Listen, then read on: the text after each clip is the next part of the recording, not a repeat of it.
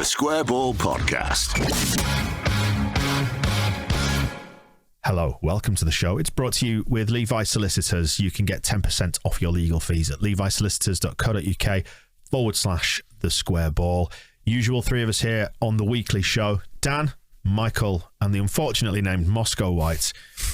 Enjoying that at the moment? It's spelled with an X. It is. You've changed it now, haven't you? It's the same pronunciation, but it is a different, very separate name. Any thoughts to changing it properly, or is you're kind of tied to it now, aren't you? It's a shame. The city hasn't attacked anybody, has it? No. If you are not yet a TSB Plus member, have a look at that. Loads of benefits on there, including extra podcasts every week. This week, you've done a quiz. Shit quiz, you said. I called it a shit quiz. I think that's underselling it because I did actually enjoy it. It's a good quiz. It's a fine quiz. Yeah, it's about quotes after first matches, first match musings. So which manager said what quote, basically. Some are easy to pick than others. Here's a little taster of that show this week. Number 7. This is just one game, and I'm confident we have the quality and the character in the group. It's a process, and I said when I walked in that it's not going to happen overnight. Right. That's one of the easier ones, yes, I would suggest. What a bell end. If you fancy having a listen and a watch of that, there's exclusive video as well on the website for TSB Plus members. You can find all the details at thesquareball.net/plus. Into part one of the show then, and this is, well, it's rapidly just evolving into relegation watch, isn't it? Because that's kind of the hot topic. As long as we're watching. We are from watching. Afar. Yep. We're another couple of games closer to the end of the season. Got 9 games to go now. It is still a little bit hairy, but hope has been restored, I think, with that victory against Norwich. I think we all understand it's only Norwich, and they're not very good. But we've given ourselves the opportunity now to not go down. And every week it gets a little bit easier because I'm not going to put Norwich's fixtures on there anymore because there's no point, is there? They are down. I'm not going to put Crystal Palace on there. Probably don't even need to be looking at Newcastle or Brentford anymore, do we? It's a 5-horse race. It's whittling down, isn't it, week on week? Yes, it's a 5-horse race. Sadly, we are in it, but you never know. If we go to Wolves and win on Friday, then and we will preview the Wolves game, by the way, in part 2 of the show. If we do that, then we're probably going to be fine, aren't we? We do just need to pull a result out of nowhere in one of these games, though. We've penciled it in for no points, and then all of a sudden you win, and it's such tiny little margins at the moment down there that if we go to Wolves and win, it'll be like, okay, yeah, probably staying up then, because we'll then need one more win out of the remaining 8. It's just so tight, isn't it? I mean, it's helped by the fact that Everton are never going to win another game by the looks of it. They do look to be in an awful lot of despair. I mean, you know, I know you go through like other fan channels and stuff for propaganda, but there's been loads of clips doing the rounds this week on socials, and I did see a man setting fire to his own arm. He poured lighter fluid on his arm. He did, yeah. Is that because he's trying something different, as Jake Humphries advised? Perhaps, yeah, but they're not in a happy place at all.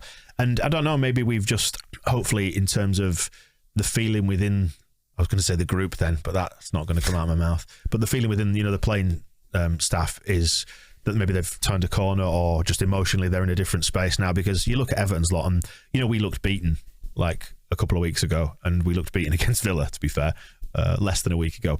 But games like that Norwich game just fill you with a lot more confidence. It needs such a small burst of momentum to make us safe. That's the thing. Even if we can say the last 6 games of the season were crap and we need to get rid of Jesse Marsh, if you can just win as a couple before then, that's actually fine. Good luck, Jesse. We're all back in the air.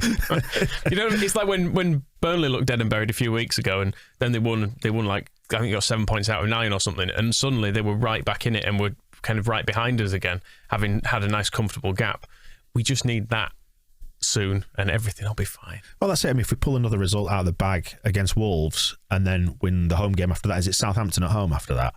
Then we are sitting pretty. But then we've been saying this all season. We've been saying we've always been like 1 or 2 good results. There's probably 2 good results now away from things being a lot better. But there ain't a lot of happiness going on down there. And I know Watford won at the weekend, but you never get the huge impression with Watford that they're going to go on a big run, do you? They never feel like, they just feel a bit bitty, if you know what I mean. Southampton have gone really funny as well, and like the goal that started it was Southampton just messing about at the back. They basically just passed it straight to Watford and they scored. They did it twice, didn't they? They managed to knacker it up within the space of about 5 seconds. And then Watford apparently then did absolute world class time wasting. Just the second half was just Watford players on the floor getting attention, and that was it.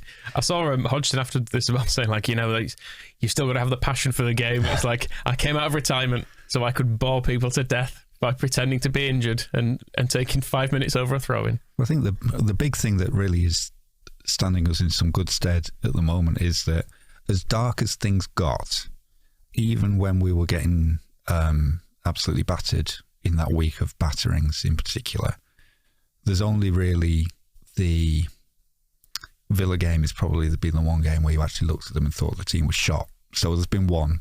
The rest of the time, there were bad defeats and bad performances, but not of the kind of toxic scale of what's happening at Everton. That's the difference. And I think the one thing that the Leeds squad have kind of had in their favour all the way through is that from the start of the season, they've said, we knew this was going to be difficult. Maybe not this difficult. Maybe they were saying that, but hoping for better. But there's always been all season Leeds players saying, yeah, we knew this was going to be difficult. We knew it was going to be harder than last time.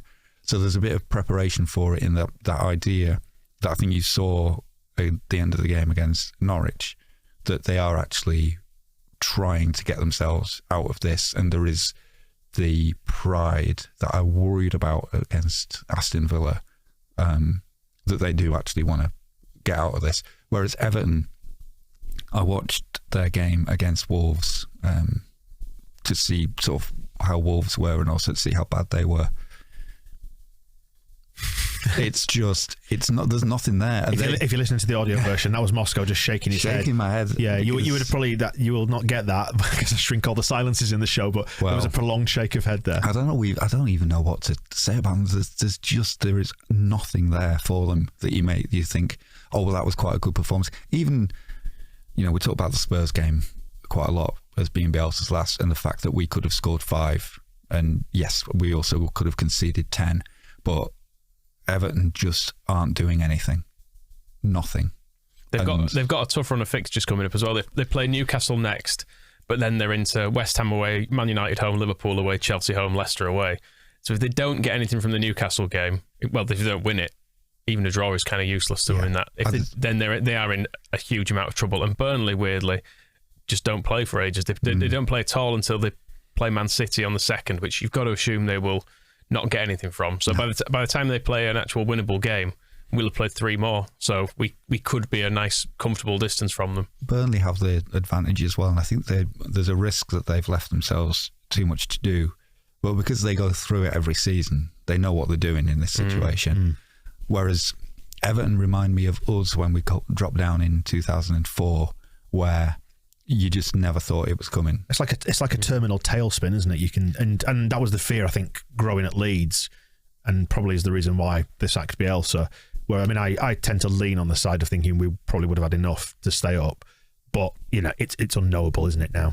And it's kind of it's a moot point. But you look at where they are now, and you do think, where is their next win coming from? They might be Lampard inspired to get one. Who knows? But you get the feeling like Ashley Barnes though is probably quite up for a relegation battle. Quite loves it. Whereas does Richarlison want to? He's probably thinking, I don't deserve this. Yeah. I should be a good team. This is pathetic. Even though he is obviously a huge part of the problem there. Have you seen their wage bill? I think somebody screen grabbed it put it on Wacko. I don't know how accurate these figures are, but there's a lot of 6-figure salaries in that squad and a lot of high 5-figure salaries. And even the Van der Beek thing is actually turning out to be, we're lucky that we missed him, and Dele Alli as well.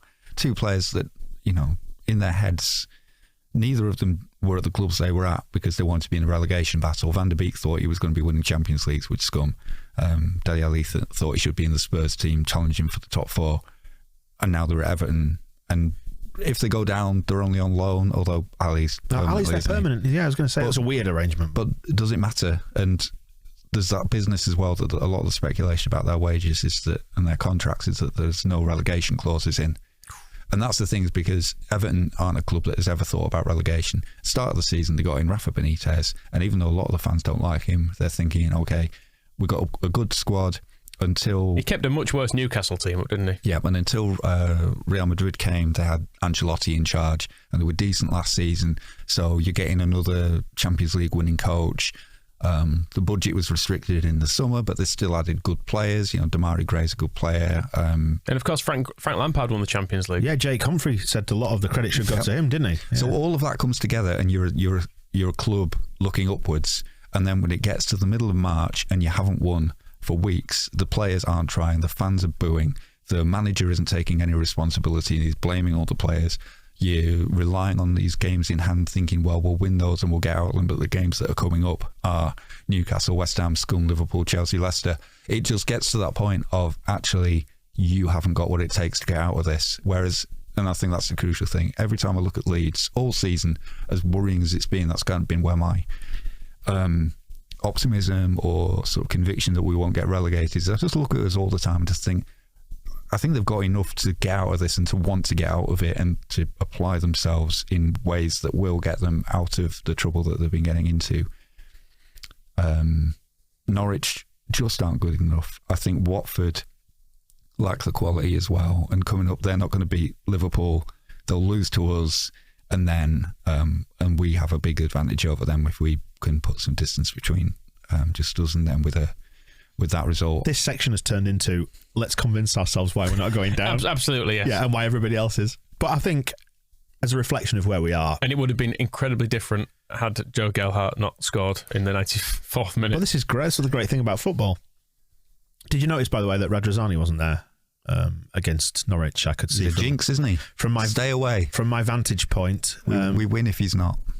I also meant to address the, and it feels like an age ago now, but I wanted to finish the match ball against Villa because I had to go to Asda. I should just tie up that story, by the way, because it's become a running end. I don't want to talk about my own life because it's not that interesting, but I did leave here and I dropped you off Moscow, didn't I? And then I made my way to Asda at Pudsey, the 24-hour one, because I was going to pop in there and get some things that my daughter needed before school the following morning. So I absolutely had to go to the 24-hour supermarket. I got to Asda at Pudsey. I think it was 10 to 12 is the moment I pulled into the car park.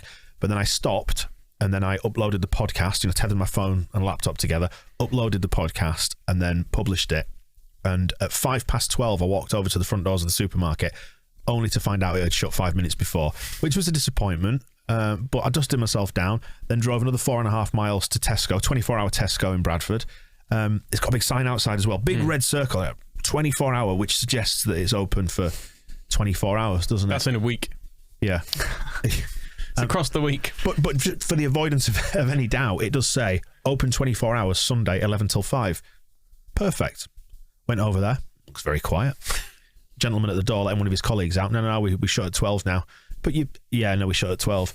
Okay. I said, do you know of any 24-hour supermarkets that are open? Yeah, there's one over at Cemetery Road over in Bradford. BD8. Oh, right. Okay. Right. Fine. So I drove another 2 or 3 miles over there, well away from home. And that's the long story short is it took me 3 supermarkets, but I got in there, got the stuff that we need. Some dry shampoo was needed. Okay. Went and got that and got home at 1 a.m.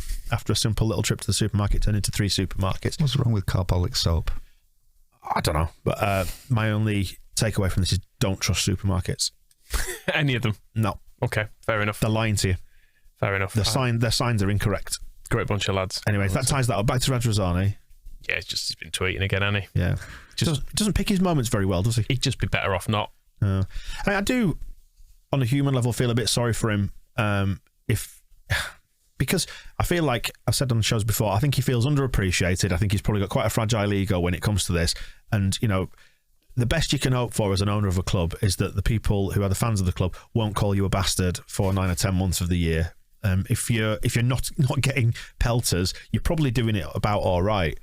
And obviously there's been a lot of high emotion around the sacking of Bielsa, but then Radz surfaced basically having killed Bambi's mum to all intents and purposes and started trying to affront it out at that point, and it all just felt a bit, I don't know, misplaced. The daft thing is, as we're seeing with Eddie Howe and Thomas Tuchel sort of flummoxing themselves through press conferences, if you are a club owner in this country, you can just get away without the scrutiny.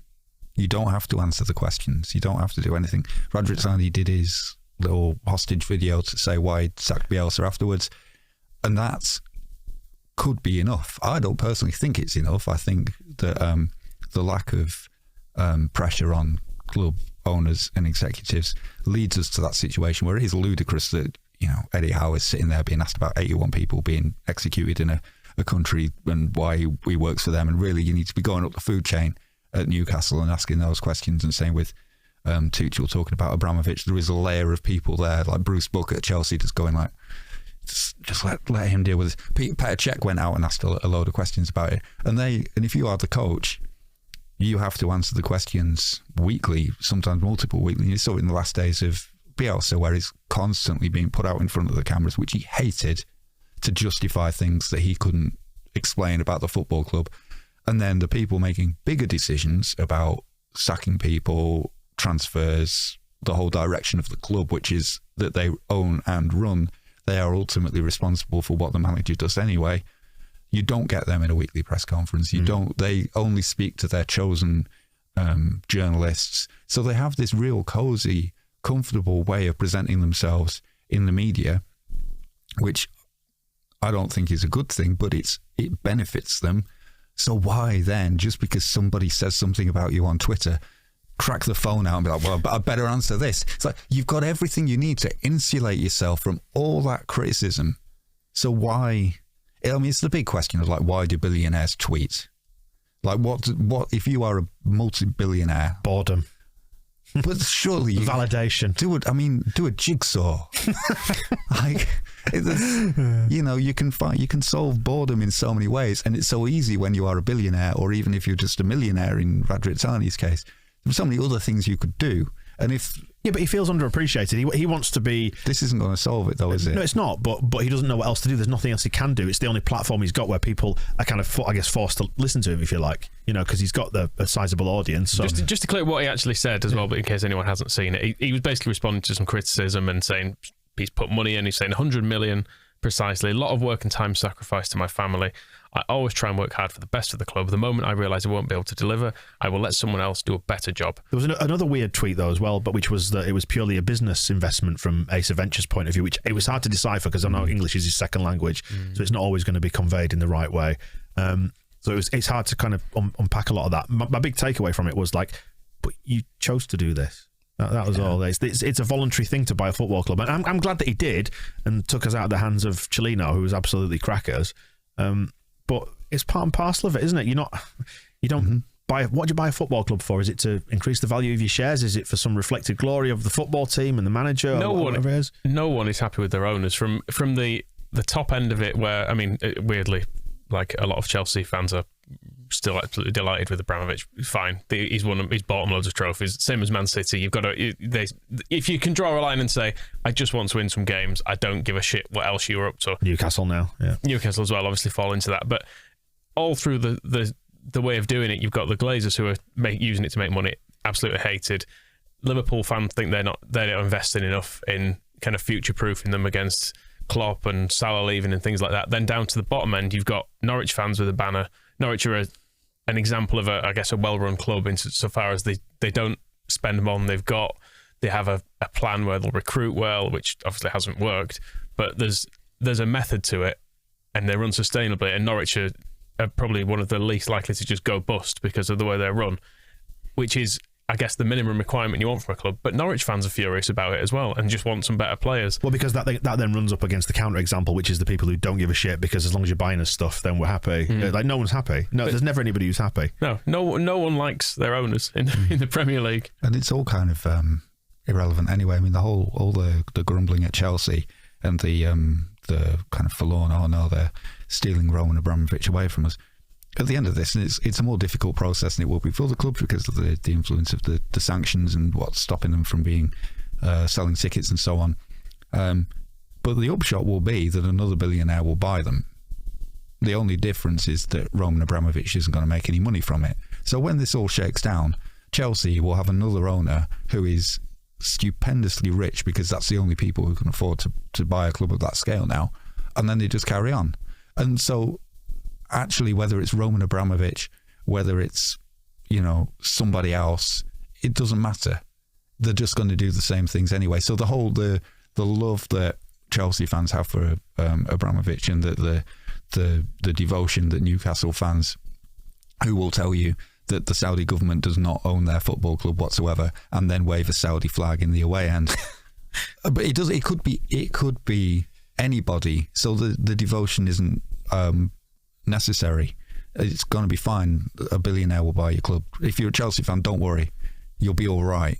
And it comes down to it's interesting because with the pressure on Chelsea and the way that's highlighted, then Newcastle and Manchester City in particular, and that kind of there is the question of what are football owners for? What's the point of them? There's enough money in the game. All the money comes from broadcast revenue anyway, and then anything that an owner does put in is debt. So if Abramovich hadn't been sanctioned or decided to just write it all off, he could have just asked for those billions back anyway. And you put it all on one person, there's so many ways it could go wrong. Nottingham Forest were doing very well, but then their owner died.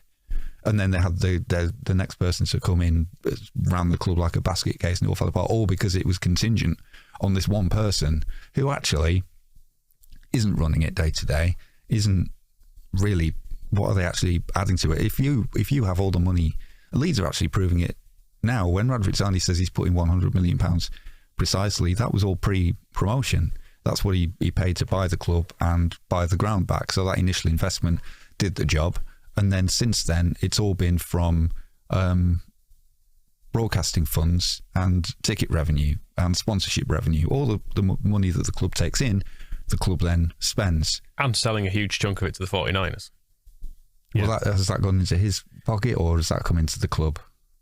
It's not clear, I don't think, is it necessarily? No. So, but you can run a football club based on the money that the football club takes in, and that is a much more sustainable model than relying Nobody likes sustainable. Burn it all down. Than relying on the deep-pocketed owner anyway. But then if you do that, it brings into question, well, what do you even need an owner for? What are they actually bringing to the table apart from they can throw some more money at some transfers if they want? But then the risk is when it goes wrong, you're relying on that one person, as it has at Chelsea, and they can cry about being picked on all the like. But that one person bought all those trophies. Fun to pick on Chelsea, isn't it?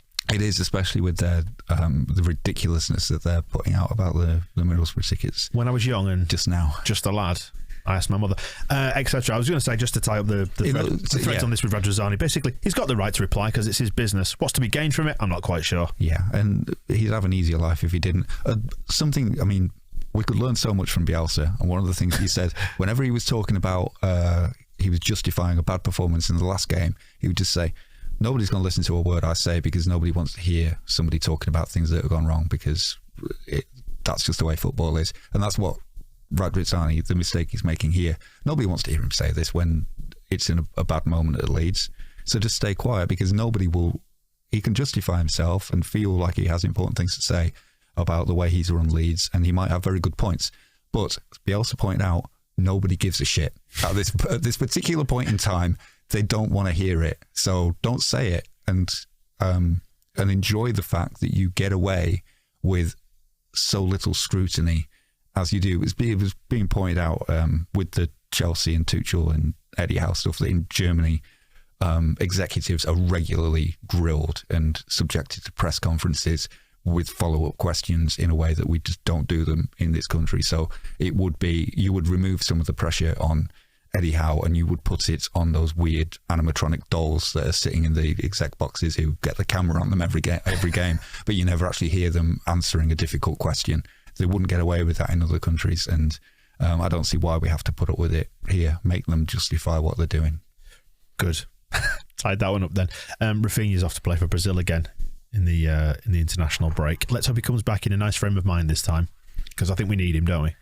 Yes, and he was improved for at the weekend. I thought he was not back to his best, but back to about 70% of it, which is truthfully good enough because he's brilliant. And he left it all out there. That was quite pointed that you saw the pictures of him towards the end looking like he was in tears, and he slumped to the ground at full time, and the suggestion that his head's elsewhere, which it has looked like at times. Maybe that's just how his frustration has kind of manifested itself in his performances, and they've dropped off, because there were people in the last week or two saying, well, if we're selling him this summer, then fine, his head's gone anyway, which may be true, but we still need him between now and... Get Eddie Gray and play the kids. Yeah. I think it's how he deals with frustration. I don't think he's very good at it. He needs to channel sort of the anger and the aggression into playing really well, but instead he sort of I think he sulks. Yeah. And there's not been. I know he had the difficult time as a teenager trying to break into football and all the violence of the non-professional youth games and tournaments that he used to play in, with people firing guns across the pitch and all the things he's talked about. But since he came to Europe, he was at Sporting Lisbon, wasn't he? And that was all fine, and then gets the big money move to Rouen, and he's a hero. He's a hero. He's a hero at Rouen. And he gets they qualify for Europe, and then he gets a big move to the Premier League. So everything's gone, and then he gets into the Brazil team. So everything's gone really smooth. And suddenly he's in this situation where the players around him are losing their heads, and he's still like, "Well, I'm brilliant, so what the hell?" And I think he's finding it quite difficult to deal with the way that we've been playing. I think changing that mentality is probably what will genuinely push him into the proper elite level. I think he's definitely Champions League quality, isn't he? Like in terms of what he can do, but in terms of mindset, I think to go back to Jake Humphrey's instructions about thinking more positively. But seriously, I think just if he can get that focus back, then to be fair, Neymar gets away with it. Yeah, the same. And Ronaldo does as well. He sulks when he doesn't. Even if his team scores and he doesn't, he sulks, doesn't he? He has that look of like, oh, well, it doesn't even count. If I've not scored, it's not worth a thing. So it's not unheard of, but it's definitely not a kind of a Leeds friendly characteristic, is it? Where where even our best players, if they didn't run around enough, got pelters.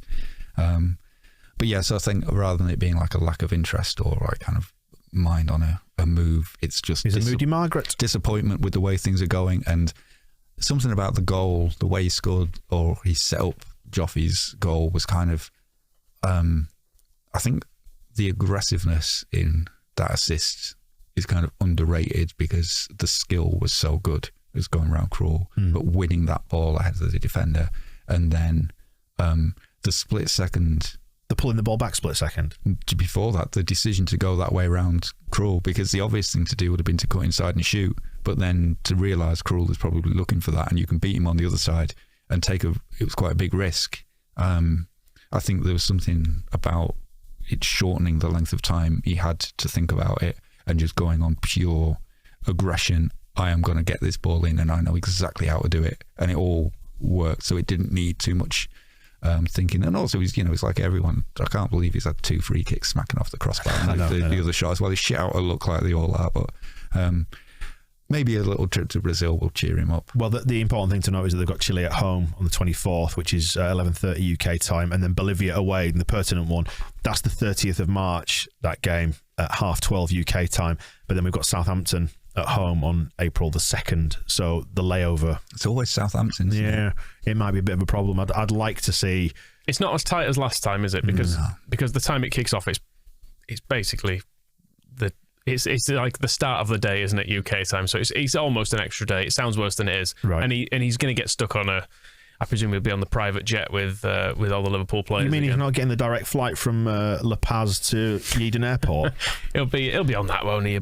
He'll be comfortable enough. And we've kind of learnt now that Jesse does take the piss a bit with the players' fitness. Like if he turns up an hour before the game, he'll stick him on. Whereas Bielsa would be like, no, if you're only fit for 10 minutes, I'm not even interested in having you on the bench. Whereas he seems to be a bit more willing to bend on that stuff. And Leeds United women back in action, winning 2-1 away at Durham Sestria. I'm sure they have to go to Durham every week. It's always Durham Sestria, or Durham, or someone else, Newcastle, or someone. You're thinking of Norton and Stockton Ancients. It's constantly the North East. Well, it's the North East League that they're in, isn't it? Yeah. So it's going to be disproportionately weighted towards North East towns and stuff. The furthest south they go is Barnsley.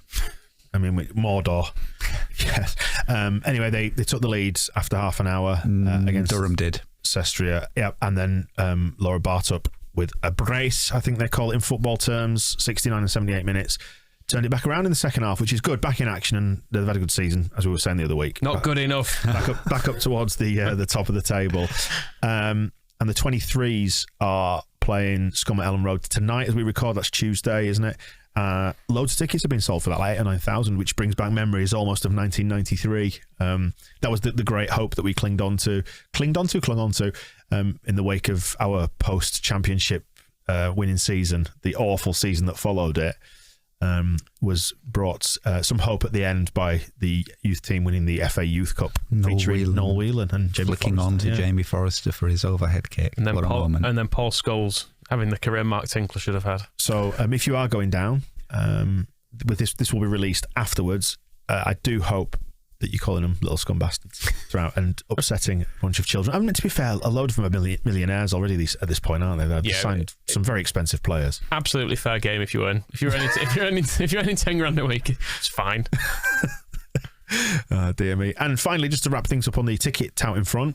Don't tout your tickets. Oh, I thought you were selling some. Yeah, I've got some season tickets. Do you want to buy them? Yes, it's not good, is it? People selling on tickets to third-party ticketing sites. It wasn't an issue for so long, was it? The old ticket touting. You could wander down to the West Stand at 5 minutes before kick-off with no queue and just buy a ticket. That was the real beauty of the Bates years in many ways. But it sounds like some mad shit's been going down with some of these, like people, having secret meetings and almost like in spy films where we exchange information under the clock. I'll be wearing a flower. I'll take your mobile phone as collateral. You have my season ticket, and we'll meet back here several hours later. Kind of vibes. It's wild, isn't it? It certainly didn't happen in the Championship, but yeah, I mean, it does need clamping down on because it's shit. Well, we've got SeatGeek now, haven't we? I think the club of the statement is kind of harshly worded, and it does make it sound like you're going to go to prison if you just give your mate your season ticket, which is a bit of an issue because obviously everyone does that, don't they? Yeah. and occasionally if the ticket exchange, if it's 2:30 on a Saturday and you've got a spare ticket, you can't really stick it on the ticket exchange, can you? So tickets do kind of get exchanged at that point. As long as it's at face value, I'd like to think the club will be reasonable about it and not be like, dishing out life bans for people because they've just tried to get rid of their mate's ticket because he's got COVID 2 hours before the game has started or whatever. We were saying the other week that hopefully with SeatGeek, it seems like from the way other clubs operate that it has the capability of ticket sharing can be enabled using this. And it's the friends and family thing, isn't it? Yeah, and just being able to say, I am not going to be the person using for this the ticket for this game. This person that I know will be using it instead. So formalising it is would be a good way forward. But yeah, I think the main thing to stop is having 300 quid tickets on some fake website not a fake website, but just a secondary sale website that takes a massive cut, which people only buy the ticket so that they can put it on that platform. And you might end up rich, but you'll be on the naughty step. So which is more important, money or having a clear conscience? So are you suggesting that people who need to get rich should just do this for a while until they get banned? I mean, you can cover the cost of your season ticket at 300. No, don't do it. It's bad. That does wrap up part one of the show. Then Wolves preview on the way. Friday night match. And we'll pick the week's heroes and villains as well. Stick about for those. The Square Ball Podcast.